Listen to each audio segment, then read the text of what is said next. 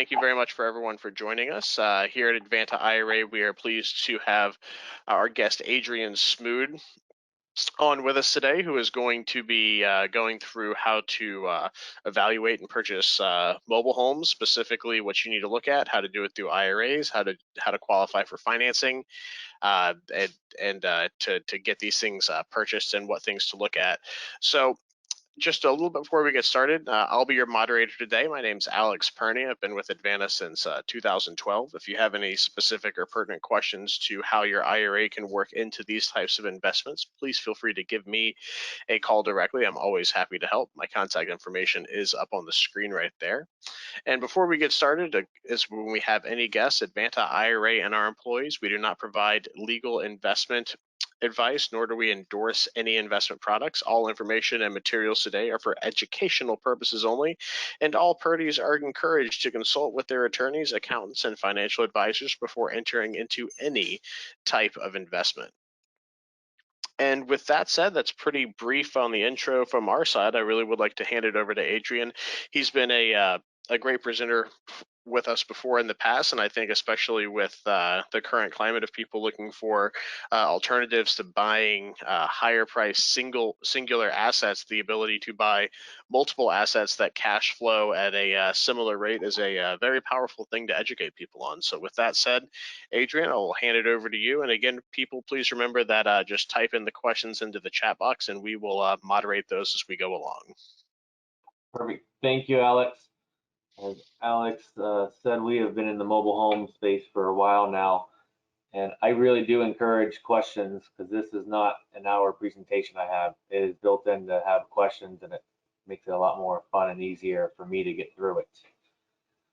So as you can see on the screen, my wife buys mobile homes, and I am her husband. This is our marketing, and it works pretty well for us.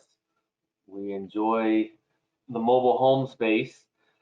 I'm going to first give you why we like mobile homes so much, and from there we'll go into some brief overview of information on mobile homes if you haven't started in them before, and let's just jump right in.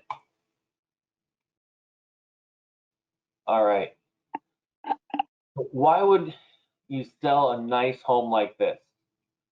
I assume at least a few people on here have heard of Pete Fortunato, and this is his famous question. Well, 1 year ago, we sold a nice home like this. This was the actual home we sold. The beautiful corner lot, single family ranch house. It appraised just over a year ago now for $198,000. We had a lot of equity in it. We had bank financing, what most would consider to be pretty good terms. And most importantly, we had cash flow. So we cash flowed $386 net a month. But why would we sell this nice, beautiful home? Well, as you could guess, for mobile homes. We did a 1031 exchange into 7 mobile homes with the dirt. It's these 7 that are actually on the screen here. We spent $174,000. And these are all recent. I mean, we did all of this last year. So this is recent numbers. But most importantly here, first we had to do some repairs. As you can see on the screen, especially this one up here, took a lot of repairs. $48,000. I bet some of you on the phone that do single families spend that on 2, maybe 3 rehabs. That was for all 7 of them to get them rent ready. But the most important part is the cash flow, because our new cash flow is $3,311. That is 2.5 times what we were getting before. Go ahead, Alex. Sorry? Go ahead. I was saying that's a really great point, and we had a question come in from the very beginning that I think kind of works well into this. But before we get in specifically to that, did you buy these as a group package from one person, or is this just kind of what you purchased over the year? And what were the price ranges individually on the properties shown? So we bought every one of these from different people. We started our hunt as soon as we decided to sell the original house, and we bought these anywhere from, I would say, $17,000 to, we did buy this one in the bottom corner. I would say, I think we spent 44,000. That's the most we've ever spent on a trailer. The Okay, land value is about that, and that's why we were willing to spend a little bit more there. But fantastic. typically, And go ahead. most of these we spent in around 20,000 to purchase. And these are all located in Polk County, correct? Hillsborough and Polk, and actually two of these are in Zephyr Hills, so Pasco County, so Okay. within 3 counties. Okay, yeah, a few people were popping up questions about, Okay. where they were and things like that. And that's And a great point. The hit on the where they're at. I would say our model works pretty well in a little more rural areas where it's land value, and the land value is not better to be built straight up on something, a multi-story. So like where you're at, Clearwater, Pinellas County, that area, there's better value in building up. So just the taxes alone and the value of the land, like I said, is too much. But yeah, out exactly. down a dirt road or in the more rural areas, second and third markets, I believe mobile homes work a little bit better. Great. I'm just going to grab the mouse real quick. There's quite a few great questions, and like you said, it's good for this presentation. So one of the first ones, Bradley asks, he's asking with regard to buying homes in established parks and lot rent. How is your thinking change with COVID, with maybe not as many snowbirds finding their way to Florida in the past? And I know you probably have a particular interest in this because that may not necessarily even be whom you really target with your particular model, correct? Yeah, so I will get into those type of homes, but in short, we don't do anything in an age restricted. I just don't like uh, a smaller pool of people that I can pull from to rent or to sell Sure. them to. But we Yeah. So don't do age restricted, so that doesn't affect us. yeah, and you primarily don't buy in parks a lot of the time, correct? Or is it kind of a mix?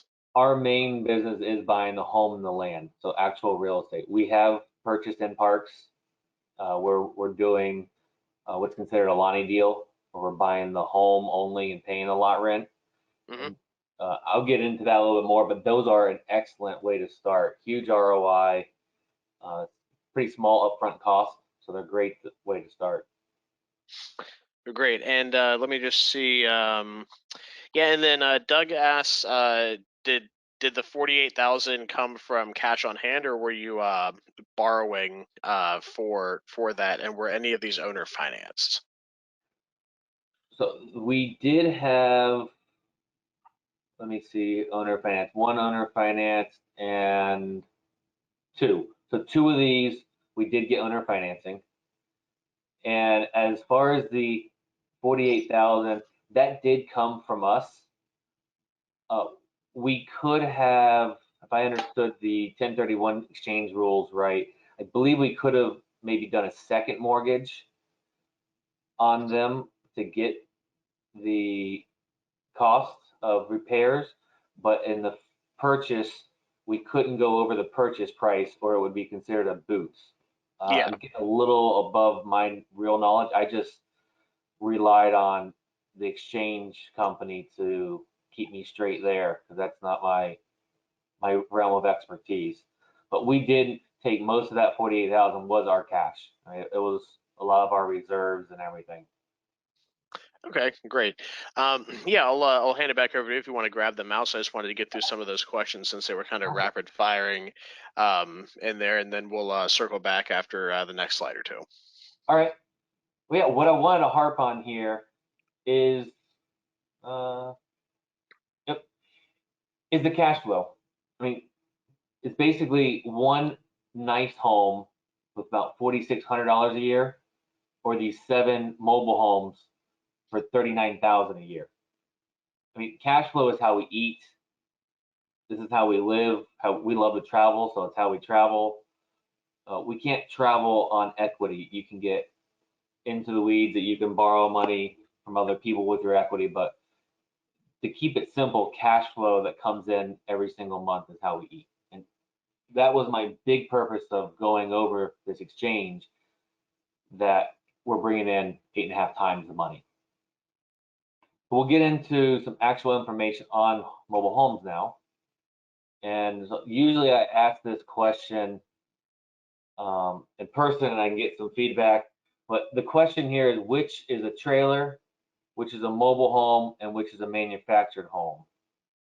I don't know, maybe if one or two people throw in some answers and you can shout them out, Alex.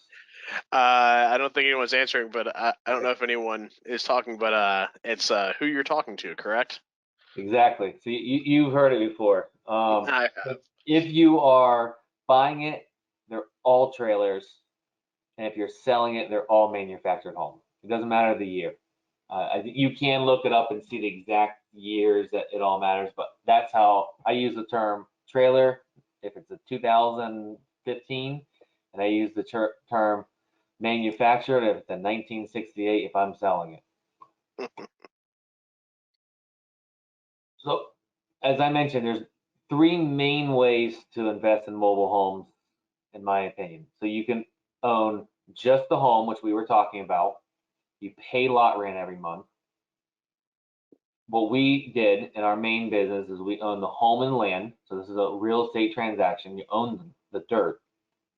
And then third is the home mobile home park. You're collecting lot rent or rent. And we'll get into each of these, but we'll get into some general information that doesn't matter which style you're doing, you want to look into. But while you're walking around with the seller, I always look for this piece of paper. It's typically in the master bedroom closet. Now, in old homes, they've remodeled, they painted, they didn't think this was important.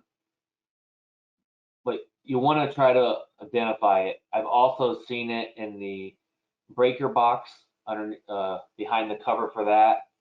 I've read about it being underneath the kitchen sink. I personally have never seen it there. The reason you want to find this is your info sheet. This tells you the wind zone it's rated for. It gives you your VIN, the year it was made. This is the information on what you're buying.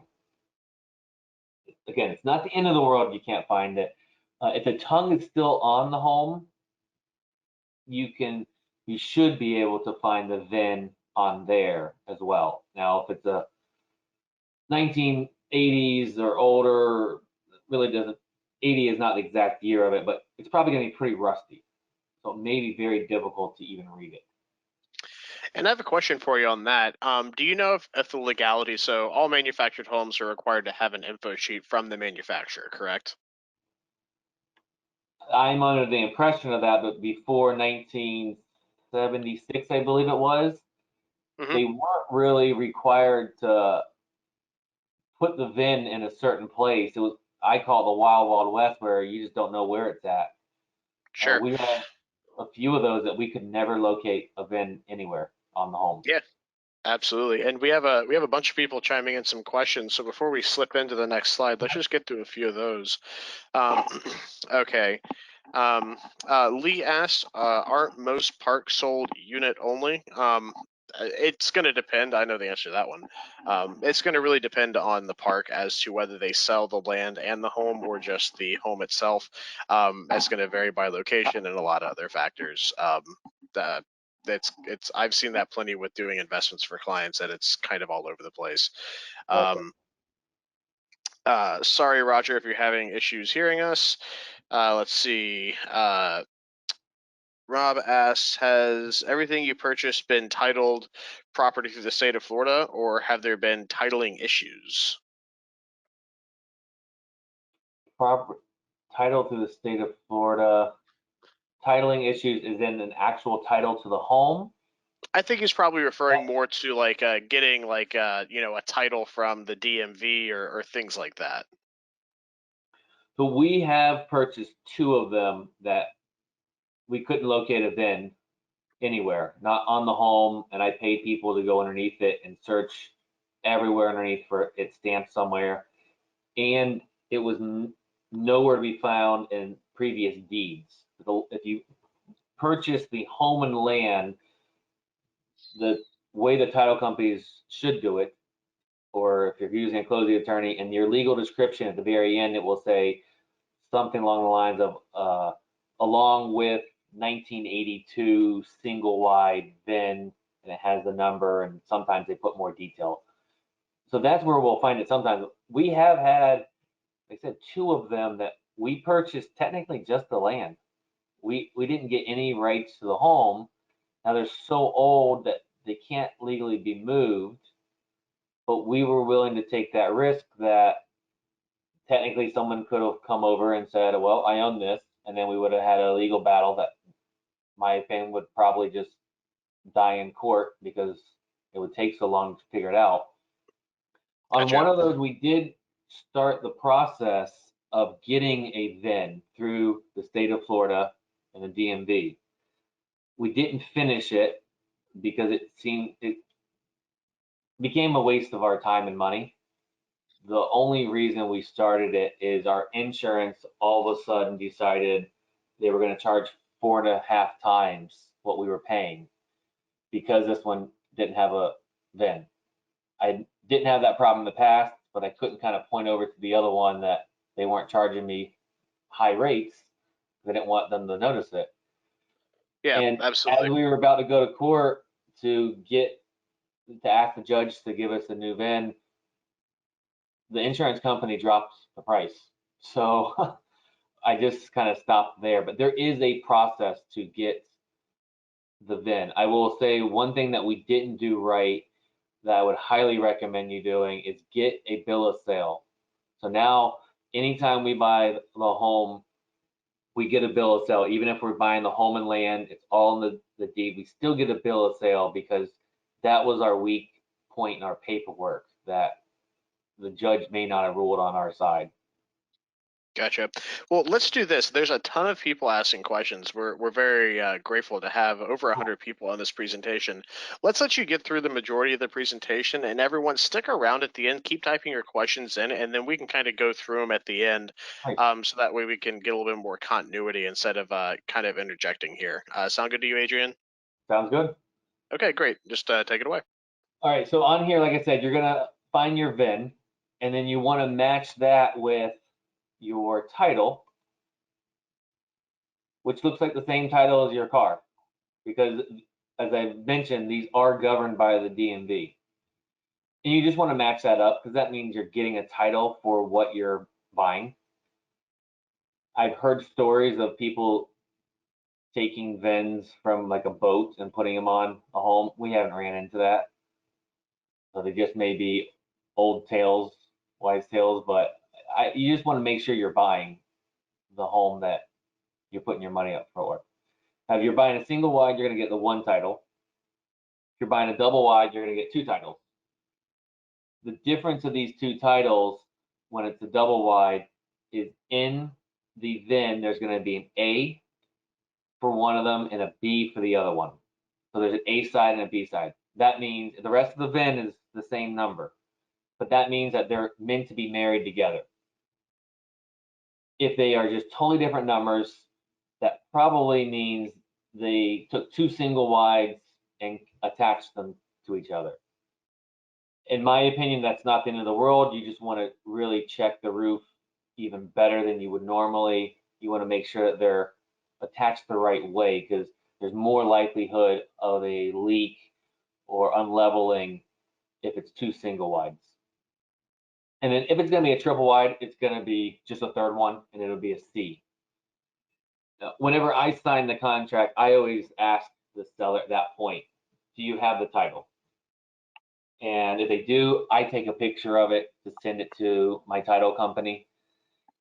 And that's just to know ahead of time, is there going to be a problem? Do we need to request a new title? Because you'd be surprised how many people lose or throw away their titles because they think they didn't need it anymore. And that process, I mean, it's just a process. You're dealing with the DMV again. It can be very fast, and it also can be weeks and weeks, and it does typically cost a little bit more money. I like to give my title company a heads up so that they know what to prepare for. And because it's, again, over the DMV or under the DMV, you get a sticker just like your car. In Florida, the traditional way, if you own the home and the land together, is this black sticker. What you're doing is you're RPing it, you're retiring the home. And this is paperwork wise, you're attaching the home to the land. So they're one piece now. You don't have to renew your tag every year. This will increase your property taxes in Florida because you now don't have a vacant piece of land, you have a home and land, and you're taxed that way. We've been doing it that way just to keep things simple. I do know people that keep them separate, and I've heard the numbers that they're saving in taxes, and it is very interesting to me to possibly switch that way when I have time, and just to make it, you have to do it in a legal manner. The pink one here, that is whenever you are in a park or they're separate. And every year they're a different color. You renew it not on your birthday, but at the end of the year in Florida. And it's a different color, so when the code enforcement is driving by, you can easily see if it's renewed. And I'm sure you've seen pictures online of a window that has 20 different colors, and they like to look like a Christmas tree. I don't know why they like the font that they have it paid. I just put it right on top of the other one. But you are renewing this every year, and if you don't renew it, and you think that, oh, they're just not going to charge me, maybe they don't drive down your road. That's fine. But when you sell it, you are paying all of that, and you're paying all the back taxes and fees for that. And we purchased from people that ended up paying double of what they normally would have because of all the fees. We all know that the state gets their money, and they get their money first. Just a real quick interjection of a personal note on this with manufactured homes. When you go every year to renew, or however long it takes to renew the registration on one that is not tied to retired, how do they assess taxes? Like, what's the millage that they use for assessing your taxes on a manufactured home that's not a retired property? So that would be only on the land, the millage. The tag, I believe it's the same price everywhere. Uh, we have three that we pay just for the tag that are in parks, and those are all in Lakeland, Auburndale. They're all in Polk County. Those are all the same. I take that back. One's a double wide, so that one is going to be more because it's going to need two stickers. Yeah. But it's the same. It's, I don't remember, right around $100 for the year for the taxes for just the home to the DMV. Yeah. We just mail that out. Did I Awesome. answer your Great. question? Yeah, absolutely. All right, so next is how to finance these things. I mean, this beautiful 1968 here, I bet everyone here would be 100% on board that a bank is not going to finance this. And you would be completely right. Hard money lenders, I've never met one that would finance something like this. A lot of times, hard money lenders want a set amount. I've heard as low as $35,000 loan because it's just not worth their time. And they don't usually understand mobile homes. Now, we've never used hard money because it's usually pretty expensive. But this one in particular, we actually got owner financing. And someone had questioned earlier about that. My theory on the owner financing is, like, this owner knew there was not much value in this home. And this picture is after we cut the yard down, the grass down, and weeds, because you couldn't have seen the home if we didn't. He would have gotten close to nothing if we had to buy it cash. But because he was willing to take payments, we could give him what he wants. I mean, the same theory on a single family house, but they just understand that there's less options for me to get financing. But we do that sometimes. But the other big one is private money. And it's typically through a self-directed IRA. because the way that we structure ours is it's a type of note. And as you heard of the prices already, that they're usually lower dollar values. So people accumulate these smaller dollar values I found in their IRAs, and they just don't have anything to do with it because they can't go buy a rental with it yet. With, let's say they have $20,000, that's enough to lend on some people's rehabs maybe, but maybe they don't want to be a second position, or they want something more passive. And we have found that a lot of people like the idea of lending on a mobile home because they're looking at the cash flow. And you've seen that we get really good cash flow, which means that we can pay, a good rate. You can afford to pay a little bit more than the typical single family. And we have found self-directed IRA private money. I mean, we use these two methods and then some of our own cash.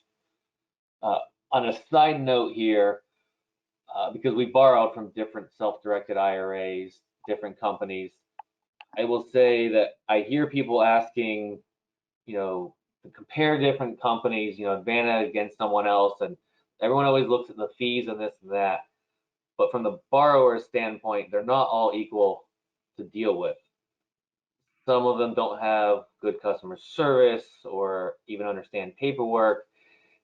And I don't care to borrow from those people again because it's giving me a headache.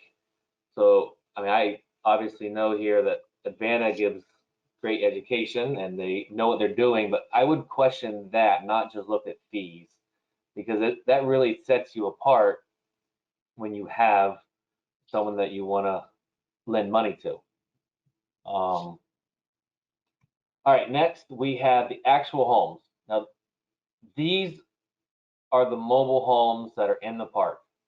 They're tin cans that you're buying and you're paying lot rent every month. You own no dirt. As I mentioned already, they're low cost to get in, huge ROI, and they're recession proof. The things I don't like about them so much is the park managers involved, and they get to make pretty much all the decisions for the park. Uh, I like control. I know a lot of investors like control, and you do lose some control there.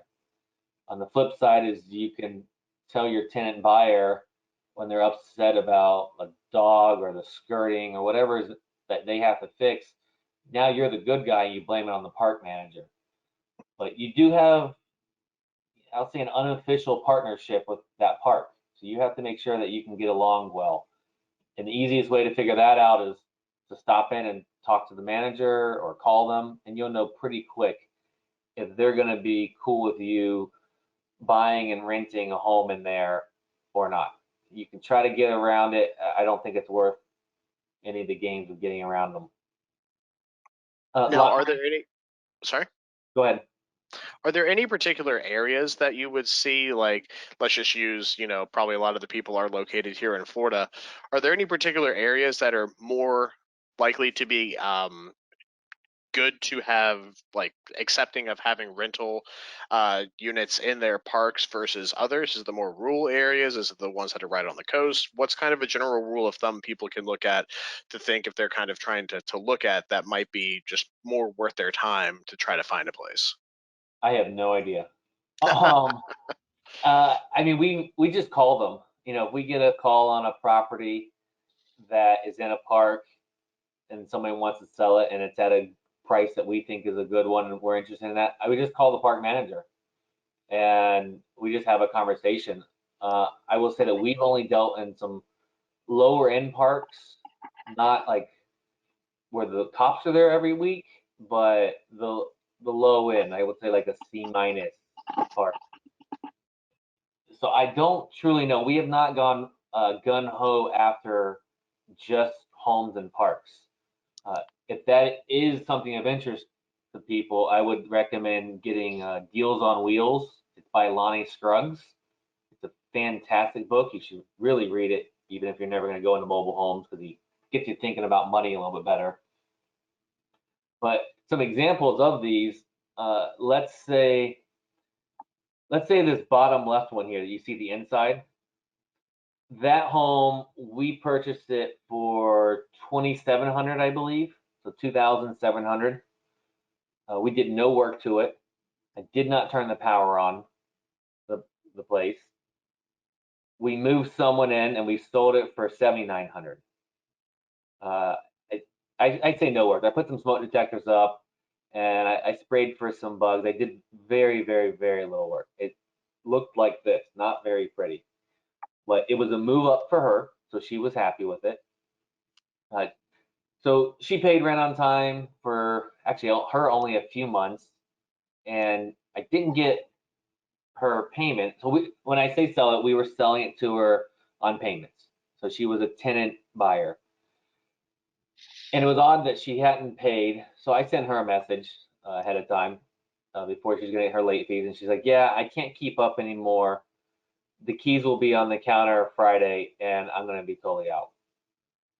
So as you can imagine, I was not very happy because I didn't want to have to come do work, but she made the kitchen a little bit nicer. She painted some walls. She did some improvements. And then I got to the middle of the house and I saw why she couldn't keep up, because I could see the sky.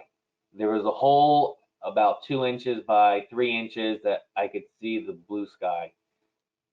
And at that point, I mean, we hadn't been doing mobile homes for a really long time, but I was not wanting to continue. I was thinking about giving it back to the park, but long story short, someone else came in, knocked on the door. He lived in the park. He worked for a roofing company. He said, hey, I can fix that if I can move in at a discount.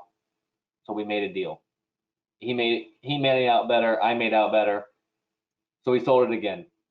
Eventually, he stopped making his payments. We took it back, and now we're on our fourth person. We have all of our money out of it. We are making an excellent ROI on there. Now, to me, it's a little bit more management than I want, because as you can tell, I'm moving people in and out. That is not our business model to do that. We want someone to move in, stay there for the rest of their life. I love Dave Tony's method. I know he was on here a month or so ago. And so sometimes in the parks, you're going to get a little more turnover, but there's still excellent ROI. And I'd say a great way to start. But Lonnie Scruggs, I mean, at the end of his career, he said that this is what he would start over with and only do for his whole time. So next we have the mobile homes with the land. This is our main business, as I said. You're buying the dirt and you're buying the big box of air. You're getting both of them. You do this through a traditional closing, however it is in your state. They're still really good ROI. These are the ones that I believe are really good for private money, borrowing from a self-directed IRA, because they can put a lien on the home and the dirt, all of it together. They're recession proof again. Some complaints I get from people is, yeah, but these really old ones, you can't fix them up. And can you even repair them? And yes, you can. As long as they're taken care of, you can rebuild pretty much anything. I mean, you saw that 1968. Now, it wasn't beautiful when we were done, but it was a livable place that was good for someone, and we were able to repair it. Water is probably your biggest enemy in these old homes, because they're made with a lot of particle board and they just start to melt when they get a lot of water damage. So that's the biggest thing you want to look for around the toilets, the shower, obviously the entire ceiling, but it's the water damage that will really kill them. You get these yellow vintage countertops that are coming back in style on these old ones. Actually, at that same home, we got shag carpet with it, and with the carpet rake and all. But they're just good ROI and recession proof. Now, when you Lastly, say, sorry, go ahead. just to go back to that, saying that water is kind of your biggest enemy. What are a few things that you do when you look at one to check for some common areas that can be susceptible to water damage? You mentioned toilets and sinks and stuff. What are some quick checks that you can do besides getting under it and poking it with a screwdriver? And just stepping everywhere. Step on the back side of the toilet where you would normally walk, but to see if it can even bear your weight. Another spot is on all the windows, because a lot of people put window units in them and they think it's just real trashy to have it leaning out where it looks like it's falling out the window. But that's the proper way to have a window unit in. When it's level or leaning forward, the condensation that's supposed to drip out of it drips forward and it runs down that wall and it rots out the wall. So I always look right in front of the windows, tapping on the windowsill, even pushing on the wall to see if there is an inside. Sometimes there's nothing left because it's been either eaten away by termites or the water damage from it. And I'd say besides that, just your common, no different than any single family looking for stains on the roof. The real old ones, as actually you can see on the very bottom picture that on the screen we're here, those are pretty old and they cannot withstand shingles because of the weight. So you're going to have I can't remember the product they use for, it's like a torch down, more similar to what they use on commercial buildings. And that will go on top or the flat roof. They also can't start handling a lot of repairs with tar because of just the pure weight. And that's how people try to patch them with tar when they get older. And that was actually the problem with the one that I mentioned that had the roof issue, is people had been attempting to fix it with tar, which caused too much weight in that area. And I didn't know that that was an issue when we had started out. We'll move on to the parks here. We're almost done and we can get to some questions. But parks, in my opinion, there's two main ways to run a park. Is you either own all the homes and you own the land. So you own a flat apartment complex. You're collecting rent every month.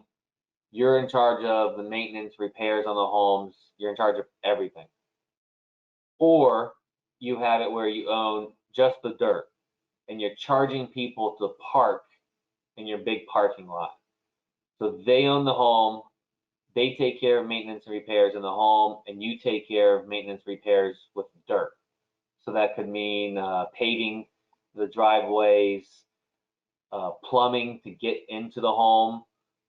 If you do have septics, that can be a huge thing to look out for. There's water treatment plants, there's sewage treatment plants.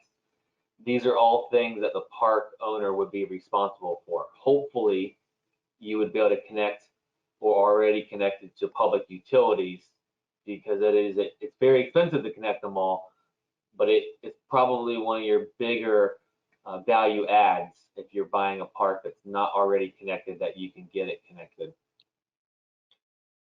They do cost more money to get in, but they're still great ROI. I believe we haven't bought a park yet. We've looked at some, so these are all things that I have learned about them.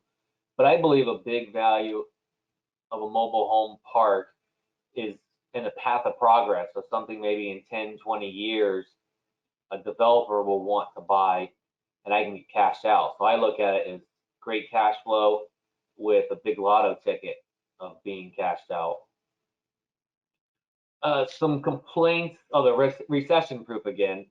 Again, I don't own one, but I'll say with the COVID, I haven't heard of any issues. The difference in a mobile home park and apartment is you can still walk around your building. Yes, you're a little closer, but you have your own 6-foot space. You know, that 6 foot is a number out there about COVID. Where an apartment complex, you don't fully have that. You're still going to walk by someone else's door. You know, you have that closer quarters. So I haven't heard any complaints from the people at parks that I follow.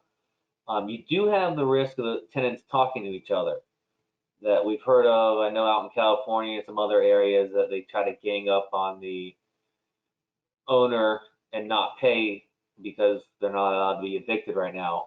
I've only heard of one circumstance with that with a park.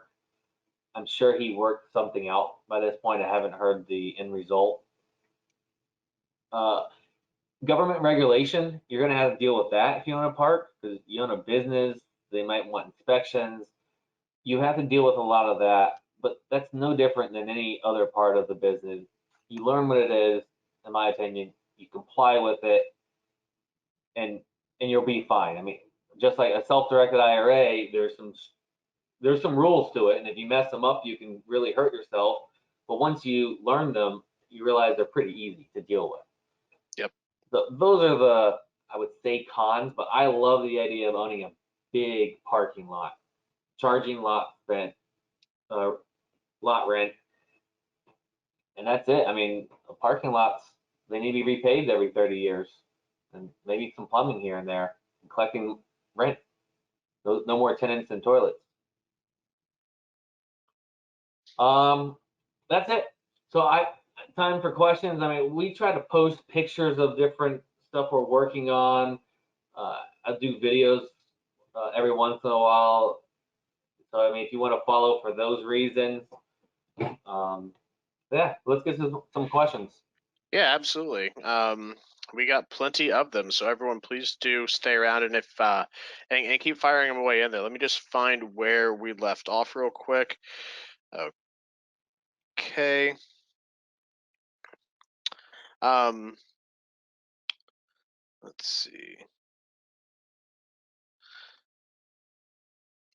There are a ton of them.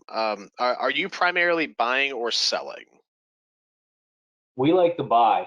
I mean, 80% of our business is buy and hold. You can fix and flip. That is possible with, I would say, newer ones. Or you could fix and do a rent to own. But our main business is buy and rent. Gotcha.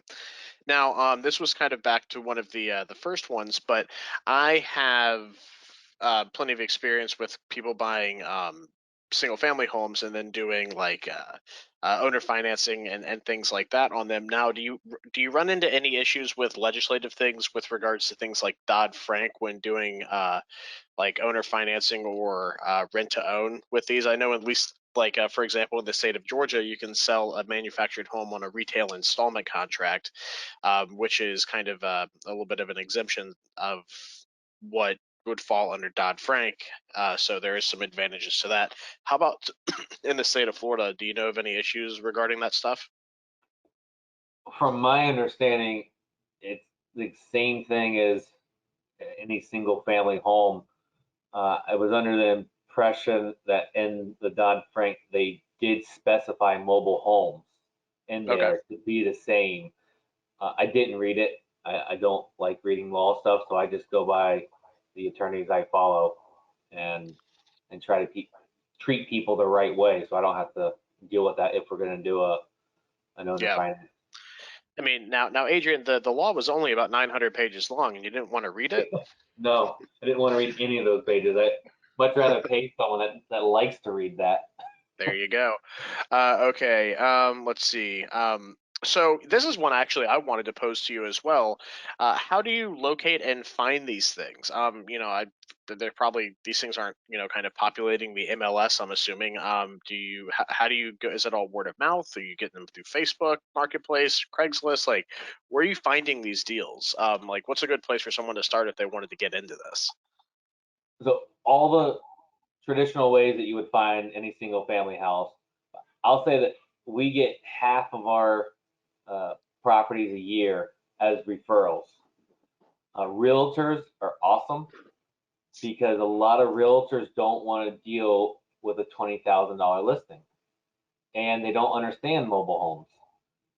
So they have been a great referral source. We probably buy at least one a year, and they're usually our best deal or close to our best deal because a good realtor wants to help the person no matter what. They just want someone to give, as a referral because they don't want to deal with the paperwork for a $20,000 trailer. Sure. And then the other one is investors because most investors don't understand mobile homes either. And a lot of investors, as we know, have a big ego, and it's not as pretty and sexy to stand in front of a mobile home with a picture. But so when people question me about them and oh, they're so trashy and this and that, I agree with them and I tell them, you're right, just send me your leads, don't invest in them, give them all to me, And so those are our two, I'd say, biggest. But I mean, we've done the bandit signs. Facebook Marketplace a few years ago was an excellent source. Now there's a lot of people on there getting them pretty quick, and the public, Mhm. I'll say, is on there. But that we've bought and sold on the Facebook Marketplace.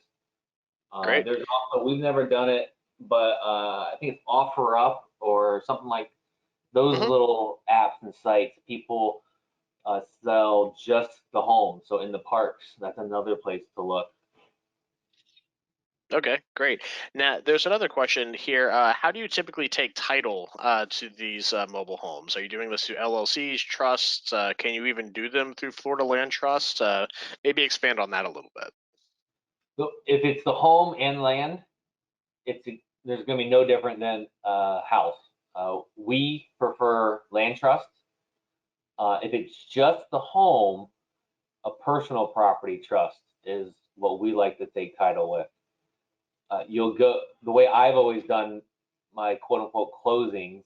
If it's just the home, I meet the person. We already have an agreement. I meet them at the DMV. We go back there, sit in front of the lady. I hand them an envelope of cash. They sign the paperwork, and I get the title. I'm sure there's a better way to do that, but I don't really know what it is.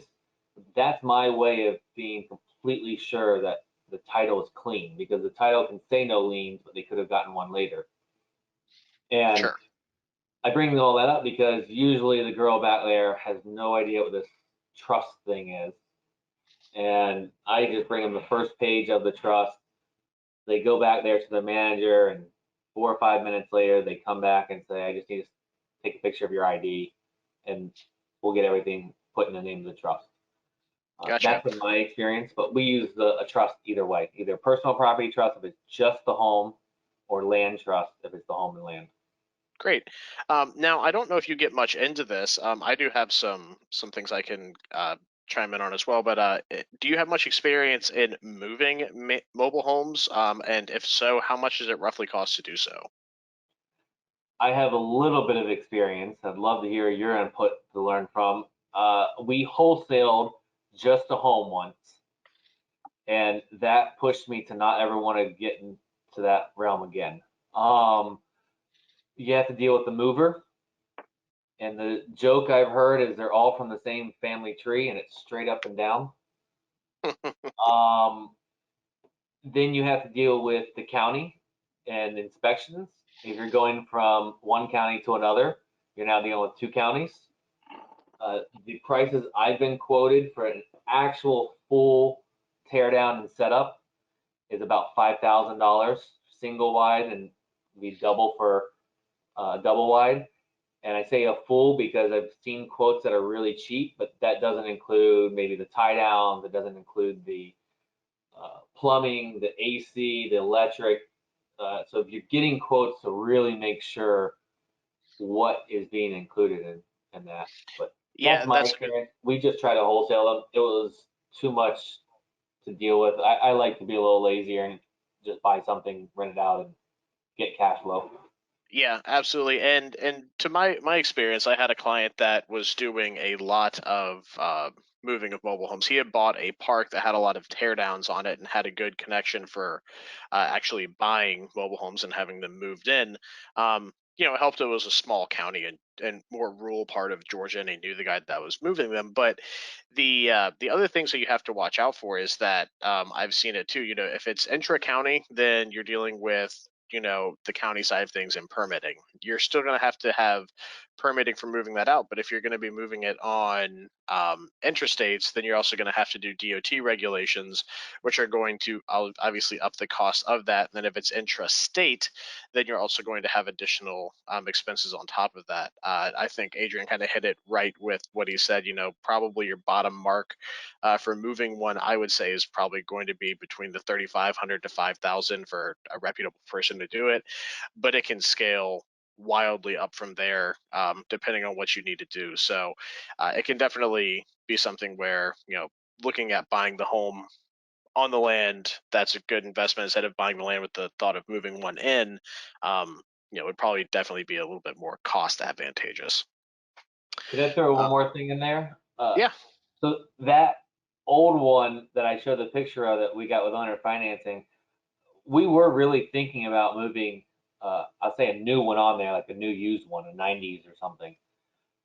But when we started looking at all that, besides the moving cost, we were then going to have to bring the septic up to current code, because that all of these things start going in, because it's not, I don't know, I guess grandfathered in is the right term, but you start looking at other things that have to come up to code, to current standards, once you replace a home. But it's not just the move part of it to look at. Yeah, exactly. And let's see. A gentleman named Walter's actually been chiming in quite a bit. It looks like he probably has some personal experience on this. But he said mobile home annual registration tag fees are set by license plate rate chart, and are based on the length of a mobile home, not age. Oh, And also an interesting anecdote as well. Non-RP are considered tangible personal property and have tag fees just like cars and trucks. So that makes sense. If it's, all my cars and stuff that I buy and sell are, always considered tangible property whenever I claim my taxes. So that would make sense. So thanks for the anecdote, Walter. That was definitely appreciated. Um, let's see. Where do you find? Okay. Uh, I think we already answered the one about rental parks. Well, actually, do you ever buy in rental parks, co-ops, or which one? If you were to buy in a park, would you ever do something like a co-op, or do you just kind of avoid those? uh, it's not high on my list, but I'll look at anything. I want a higher return because of that. Uh, a lot of it's just going to go back to the manager, the board, whoever is really making the decisions. Like, can we have a conversation and both get along? Then yeah, I'll look at it. But if not, I just don't want problems. I don't want headaches to have to be fighting with all the time. It does remind me of something I forgot to mention earlier. So if you're buying one in any of these situations where there's a manager, a lot rent, or anything, you want to make sure you get a letter from that manager or the park owner of where the lot rent is in status. Are they 1 month behind, 3 months behind? Because when you buy that home, you take over all of that. Those lot rents do not stick with the person, they stick with the home. And we've had people that we were going to buy it for $1,000 one in a park that we like, and he would only do it on that weekend. And by Monday, he was like, no, no, no. And I followed up with the manager anyway. That he was already seeing an eviction process. So 3 months of lot rent and all the court fees and stuff that they were charging, the attorney fees. So I mean, it was a few $1,000s added up to be already. And so there's no way we would have done that. But we would have bought it that weekend, exchanged cash and the title. We would have now been responsible for all those fees. Yeah, great point.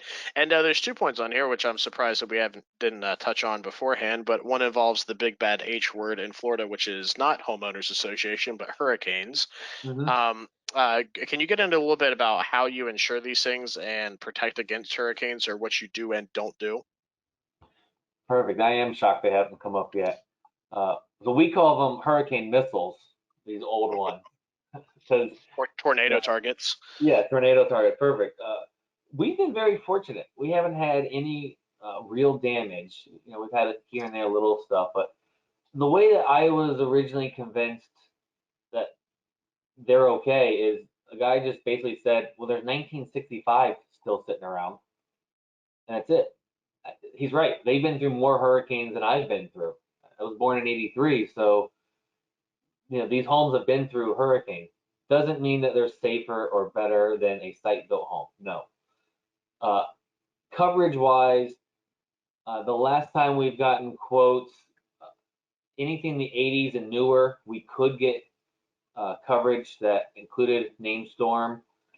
We would usually have to go through someone that was writing with Foremost. I know there are some other underwriters that will do them. Older than the 80s, I've never found anyone that will insure them with named storm coverage. We can still get coverage, but just not for hurricanes.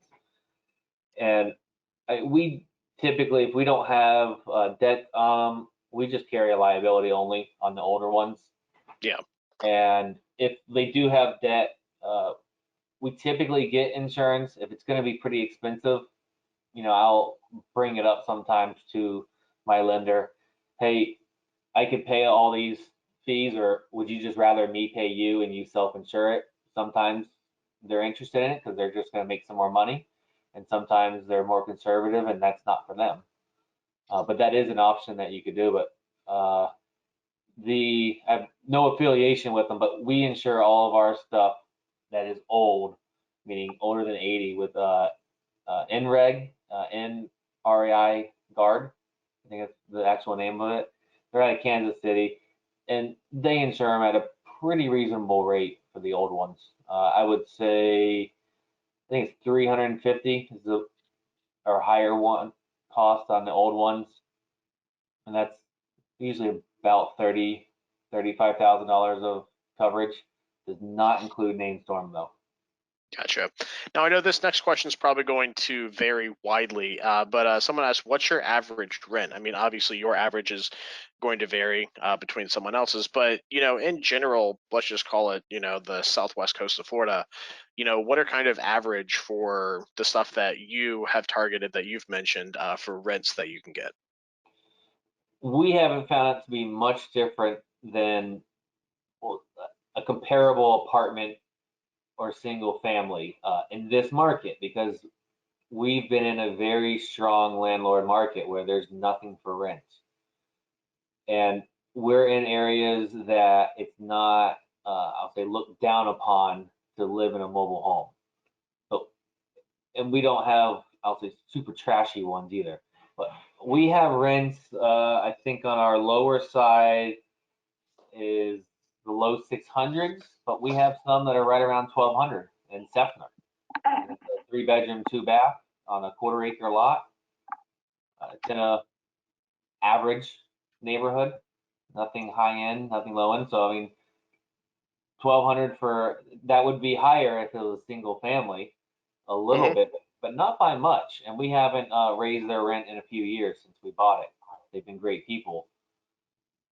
So I would just say a little bit under, tiny bit under what the market rent to be safe. When we turn to a different market that there's a lot of supply and a lot of things for rent, I do suspect that it's going to be a bigger gap where we're going to get less rent. But when you're playing in the well below average, so the 600, 700, 800, that's our most of our stuff. That's why I harp on it being recession proof, because those are the price points that are not going to change in a recession. Back to Hmm. the 2008 time, the $1,500 rent comes down a lot, and those people come to have to live in my mobile home. So now I have even more supply. Yeah, people are always going to need a place to live. It's definitely a good strategy on that. Now it's you insured through the company that a few people are asking about is NREG, National REI Guard, is the name of the insurance brokerage that he had mentioned that he goes through. I believe we've even had, if you go through our catalog, we've had them on a webinar talking about insurance in the past, so you can get some more information from them on our website or just Google that NREG, NREIG, National REIA Guard. I think we're kind of tapering off on questions, and we're hitting right up on an hour. So with that said, are there any? And this was recorded. We will send out a link to the recording as well. And if Adrian doesn't mind, I will certainly email out the slides as well. But we always get approval from the guest before that. But is there any parting information that you would like to leave everyone with on this lovely Thursday? No, if you just haven't done anything, just take action and buy them. You can reach out to me, and I'll help as I can with information. If I know the answer to it, I'll help you out. Yeah, absolutely, and I can personally attest to that. Adrian's been a great guy to bounce questions off of. He's super friendly. Hopefully, it came through in the presentation. But he's always been happy to answer a question for us or come on and do a webinar to help out our clients and people interested in this stuff. So, Adrian, thank you very much for being a part of this today. To everyone on here, just let us know if we can help you with anything on the self-directed front, and let Adrian know if you have any questions regarding mobile homes, manufactured homes. Or anything of that nature. Thank you.